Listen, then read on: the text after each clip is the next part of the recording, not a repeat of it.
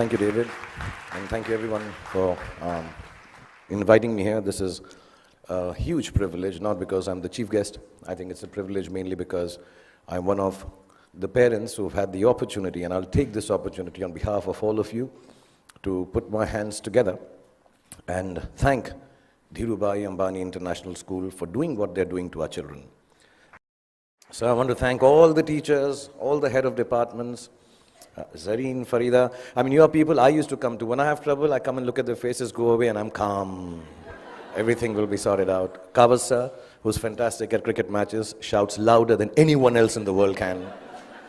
All the staff members, the management, the gentlemen who man the security outside, so wonderful. And so even the guy who does the parking back there, everyone for the last 13 to 14 years that I've been here, and especially my friend, Mrs. Neeta Ambani, thank you so much for looking after our children. Really, thank you very, very much. Okay, so good evening, boys and girls. Exams are over. If I may say so, damn school is over, which seemed an impossibility just a few years back. That horrible math or physics or whoever your least favorite teacher is, you will never have to see again. That PE coach who was always out to get you is done and dusted. I know everybody's looking there. You want to party now, relax, hang out with the beautiful friends you've made in the last 13 years, 14 or some less. The last thing you really want to do is sit here and listen to someone give you advice on life lessons and what the future holds for you. And to top it, my qualification to be doing this is zilch, nada. Not at all, nothing. Really, apart from the fact that Neeta and I are friends, and thus I have some benefits. My reason to be here is the same as that of your elder brother or your sister being allowed to do things that you're not allowed to do at home. I'm like them, older, that's all. So if you think that I have had a successful career, as I was getting very embarrassed when David was recounting, because also it's been so many years since I've got an award now, yeah. This is like 2. Got to work harder. So also if you think I've had a successful career, a great past performance and my experiences of it are no assurance that it'll work in the future for you or work for you at all. And anyway, none of what I say today you will remember as soon as you're out of here. Or maybe even earlier, because you're still sleeping from the big party you guys had last night.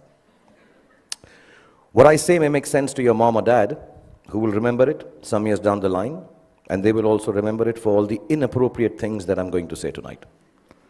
But you are here, and so am I, so I promise to keep this extremely crisp and sharp. 20 minutes, tops.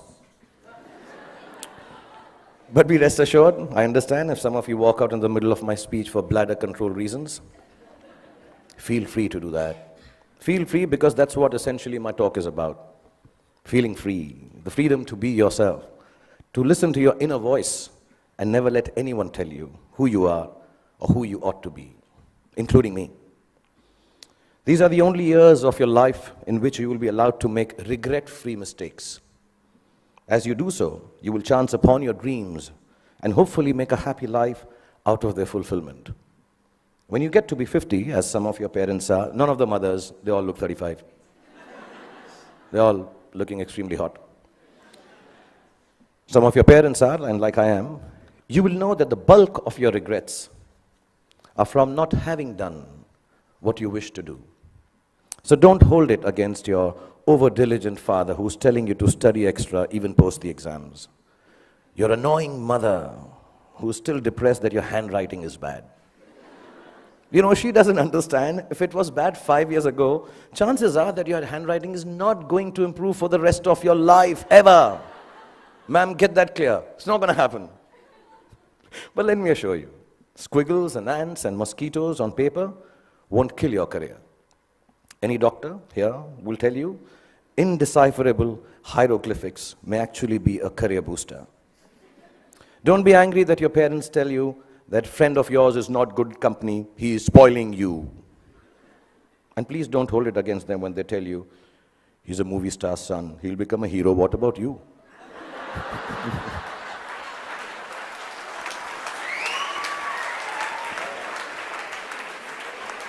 I mean, let me assure you, movie stars, sons and daughters also have to work. Basically, just don't grudge the old man and the old bag, ever. All us parents try to do is to make you happy with your choices by annoying you with hours that are actually your choices anyway. But you just don't know it yet. Your hormone levels are too high for you to understand this confusing logic. All you want to be is yourselves, and you're quite sure you know what that is. And I'm here tonight on your side only to confirm your conviction as you set forth into the big bad world from the loving shelter of Mrs. Neeta Ambani and all these wonderful and beautiful and warm teachers and faculty who have nurtured you to embark on your own journey through life. I was talking about parents because I think tonight is about parents. So I'm going to tell you something about my parents. My mother was top class. She was really cool. She loved me unconditionally, was beautiful, like all mothers are, and believed I will be the most famous man in the world, and I could do no wrong. In Delhi, they say, Hamara bachcha na is like the apple of my eye. Some Punjabi ladies make it bigger, like the pineapple of my eye. So I was the pineapple of my mother's eye. And my father was a gentleman. He was very educated, masters in law, extremely intelligent, knew 7 languages, had traveled the world, knew his politics, fought for the freedom of our country, India, and excelled at sports like hockey, swimming, and polo. He could cook and recite poems and knew the capital of every country in the world. My father was also very, very poor. He was unemployed and struggling to make ends meet for 15 years of my life that I had the privilege of knowing him. From when I was 10 to when I was 15, not being able to afford fancy gifts for me, he would wrap up something old that belonged to him in newspapers and declare it as a birthday gift when my birthday came along. This, in the next 11 and a half minutes left that I have, is the story of the 5 gifts my father gave me and how they helped me become what I am today. When I was 10, my father gave me an old chess set. Chess is a reflection of life, they say, and as cliched as it sounds, it's probably true. The first thing it teaches you is that every move has a consequence, whether you perceive that it does or does not. Nothing you do, not a single moment, is empty of living. So think of things through, not always, but often enough so your life does not feel as black and white and as uniform as the squares on a chessboard. Sometimes, in order to move forward, you might need to take a few steps back. And there's no loss in doing something that hurts in the short run, but proves worthwhile in time. Sometimes, the queen might seem sexier. They always do. But if she gets taken by your adversary straight after you save her, then you might be better off saving your castle or the bald bishop instead. So don't always choose that which seems more desirable if something tells you it's going to get you into a whole lot of trouble. What I mean is also about tonight, drive home while your wits are about you instead of staying and getting stoned senseless after the party here. You can't get anywhere in chess if you don't look out for the little ones around you, the small pawns. Life is like that too. If you forget the smallest of your people or become foolish enough to imagine that the little graces you are given are of no value, you end up nowhere. When you look around you, learn to notice all the tiny little things that make your existence privileged and special. Just the fact that you are here, in this very moment, at this fantastic school, in the company of such adoring parents, is the product of immense love, hard work, and sacrifice on the part of many people present here. Taking your blessings for granted is the most ungracious stupidity, both in chess and in life. Then there's what they call, I don't know how to pronounce it, but sounds very cool, the zugzwang. The zugzwang, yeah. It's a really cool word. It sounds like a Chinese aphrodisiac. Zugzwang. But it actually is German for, okay, I'll tone this down. Oh, fish, I got to get out of here. Anyway, for those of you who've never played the game, it's when you get so stuck that whichever move you make is a bad move. It'll happen to each and every one of you at some point in your lives for sure. A moment will come when it will look like there isn't anything going right and nothing you can do to prevent disaster. Ask me, I just finished Dilwale, followed it up with Fan. So, when you are in Zugzwang, kids, don't panic. Whenever there is trouble and you know there is no way out of disaster, don't panic. With a little embarrassment, you will survive it. Trust me. All you have to do is make a move. All you have to do is move on a bit. As the Cheshire Cat in Alice in Wonderland said, when Alice came to the fork in the road, if you don't know where you're going, it doesn't matter which road you take. I will add to it. As long as you take one road and don't keep standing in the middle of the fork until a truck runs you over. Often in Zugzwang, your enemy wins that particular move, but mostly you end up winning the game. There were no computers when I was a kid, nor were there iPhones for us to Google pornography on, while our parents were busy checking their selfie likes on Instagram.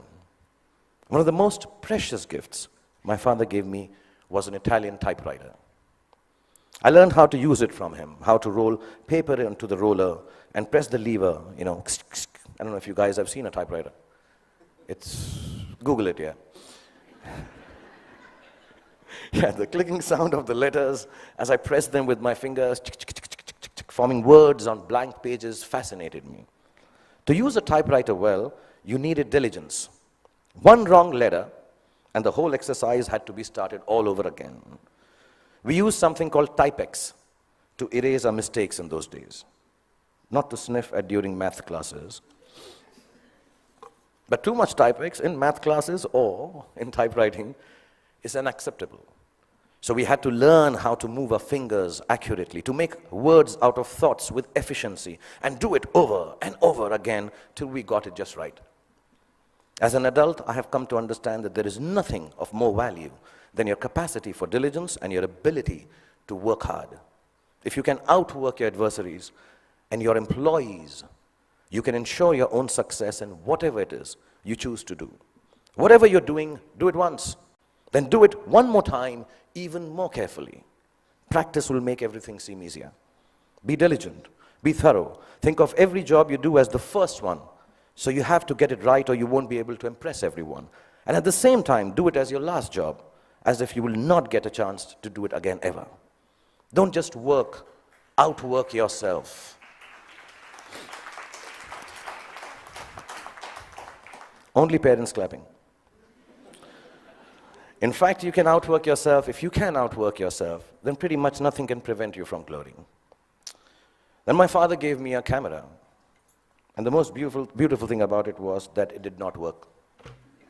We all have those Leica ones, old ones, which don't work, look really cool.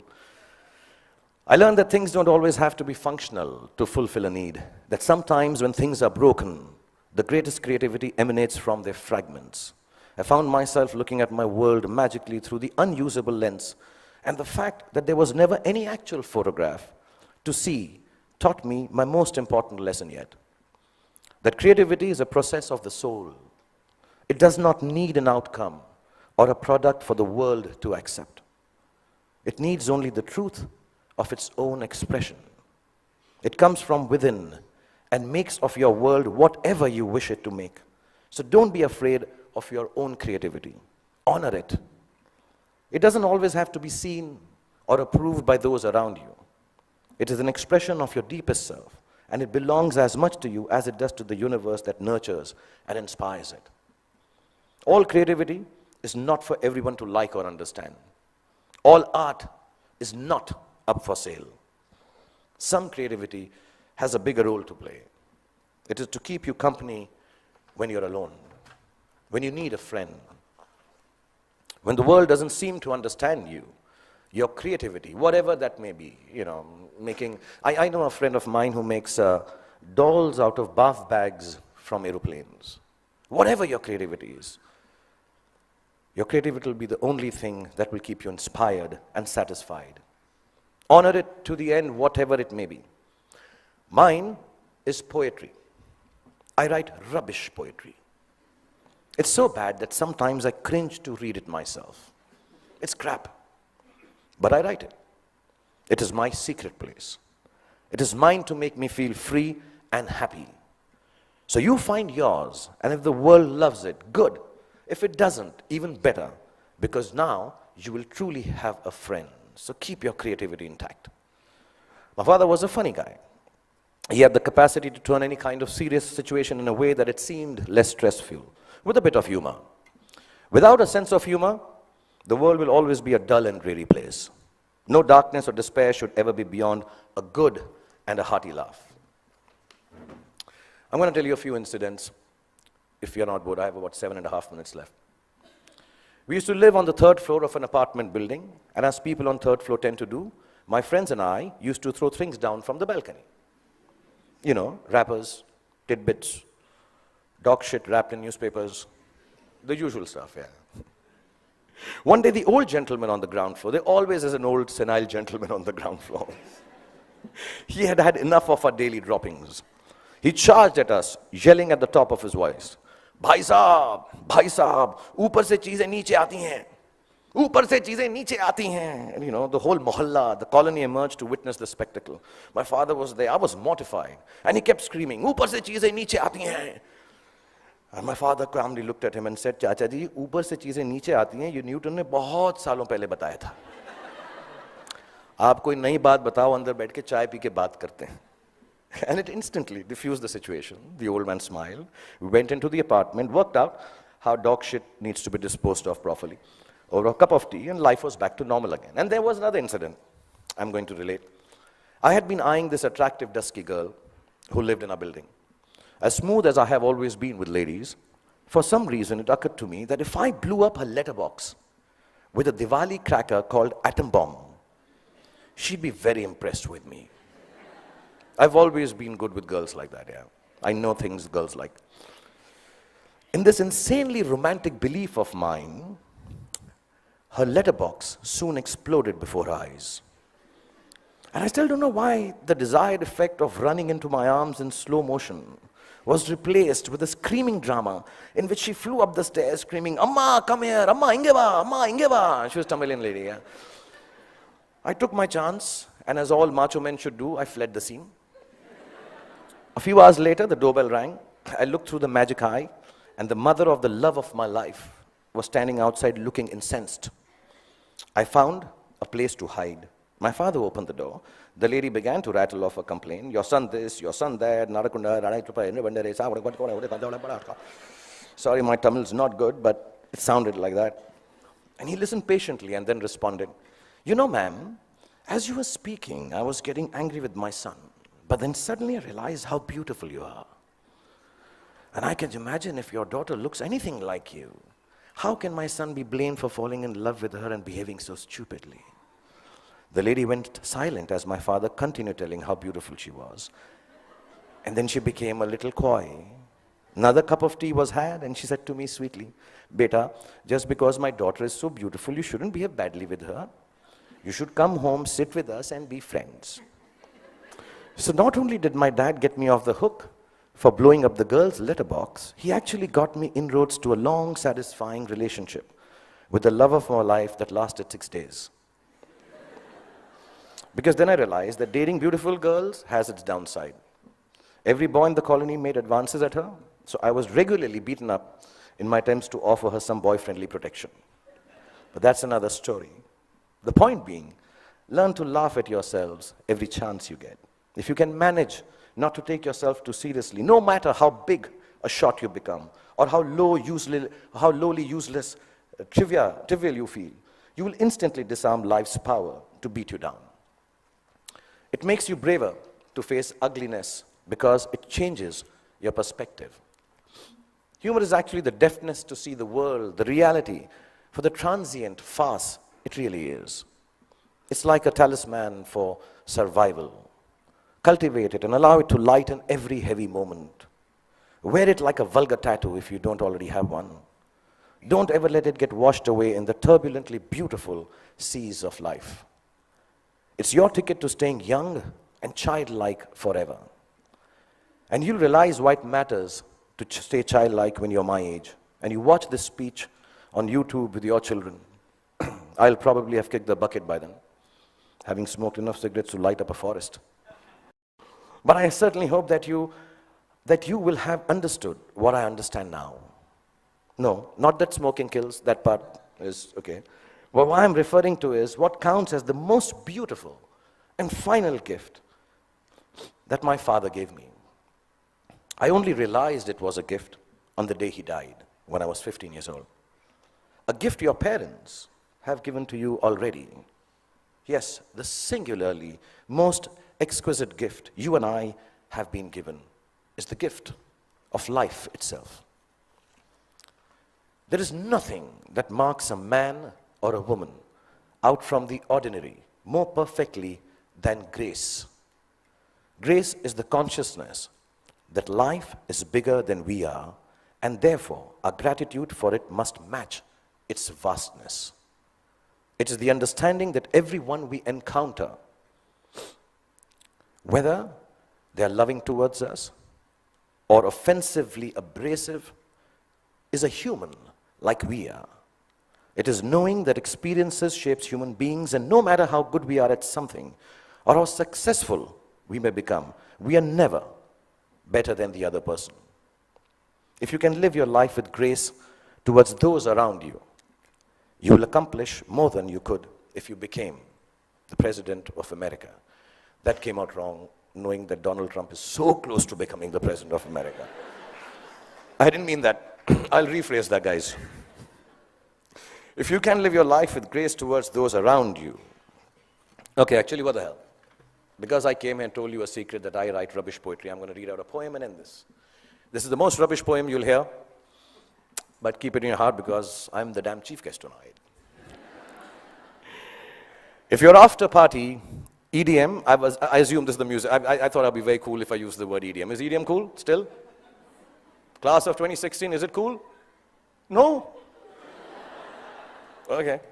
If your after party EDM stone sunrise has found you, with dog-shipped wrappings and friends that will not confound you, and you start on this journey with a brave heart about you, if you live life with grace towards those around you, you'll get where you have to, and it won't astound you. If it isn't Ferraris and a White House that downed you, you won't need an entourage to always surround you. It's your truth you will have that will shelter and ground you. And you'll remember this day as the day that unbound you. From the walls of this beautiful school and the teachers, exams and all the rules that sometimes seem to hound you. And let me tell you, you all will be successful. Let me remind you. Now it was remind, but because it's not rhyming, so I...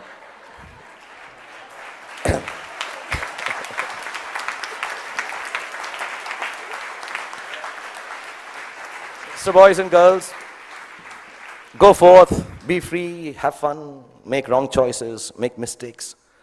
You will still succeed because the gift of education you have from this wonderful institution called Dhirubhai Ambani International School. The love Nita has given you and the genes that your parents have provided you with will always look after you. And when you succeed, don't forget to thank your least favorite teacher because he or she actually cared for you the most. Love you all and be happy.